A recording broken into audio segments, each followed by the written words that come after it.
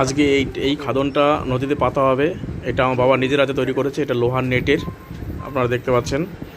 এটা এখন প্রায় 1.5 কিলোমিটার দূরে এই যে নিয়ে যাচ্ছি আমরা কাঁধে করে, আমি একদিকে বাবা একদিকে। এটা বেশ ভারী। এটা বাড়ির খাদন পাতার আগে একটা সেখানে না গিয়ে অন্য জায়গায় যাচ্ছে হবে, সেই বাঁশ দিয়ে পাতা হবে। এটা আমাদের নিজস্ব বাঁশঝাড়। এই বাবা বাঁশ কাটছে নদীর পাড়েই বাঁশঝাড়টা। এটা আমাদের দ্বিতীয় বাঁশঝাড়, আরও একটা বাঁশঝাড় আছে, ওই যে কাটা হয়ে গেছে দেখতে পাচ্ছেন। দেখুন বাঁশ কাটার পরে বাঁশগুলোকে সাইজ করে কেটে নেওয়া হচ্ছে যাতে মাপে হয়।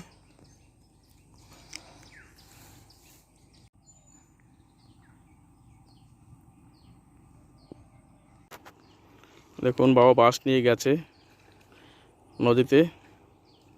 এইটা নদীর অনেকটা গভীরে পোতা হবে।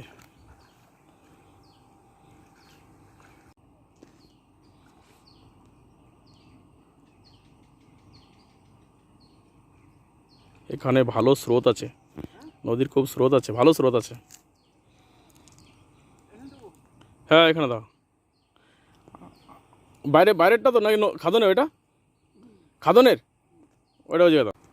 দেখুন বন্ধুরা, এখানে অনেক অনেক জল, প্রায় 2 মানুষ জল হবে এখানে। এই দুটো বাঁশ পাতার পরে এই বাঁশটা পাতা হচ্ছে। হ্যাঁ, এটা পোতা খুব কঠিন, এগুলো ঝাঁকিয়ে ঝাঁকিয়ে আর কি ঢোকানো হয় পলি মাটির মধ্যে। ঠিক আছে, নিয়ে যাচ্ছে, এখন পাতা হবে, সেটিং করা হবে।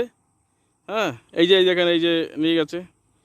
এটা আস্তে আস্তে ডুবে যাবে, ওইখানটাতে সেট হয়ে যাবে, পুরোপুরি একটা জায়গা করা হয়েছে তার জন্যে, পুরো সেট আপ হয়ে যাবে।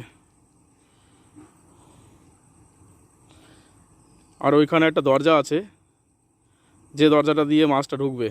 ওই সামনে পিছে, সামনে আর এই দুপাশে দুটো বানা দেওয়া আছে, মানে বেড়া দেওয়া আছে, বেড়া টাইপের।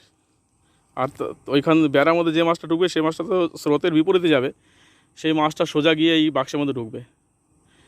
এর মধ্যে ঢোকার পরে আর বেরোনোর জায়গা পাবে না। ঠিক আছে, অভিনব পদ্ধতিতে বহুদিন ধরেই মাছ ধরা হচ্ছে, এবং এই পদ্ধতিতে সব বড় বড় মাছ আসবে। একটা 4 কেজি 5 কেজি ওজনের মাছ আসবে। মাছ ঢুকলে আর বেরোতে পারবে না।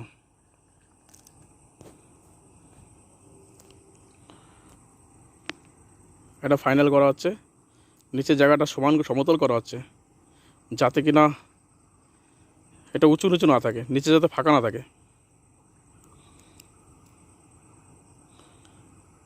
সূর্য ডুবু ডুবু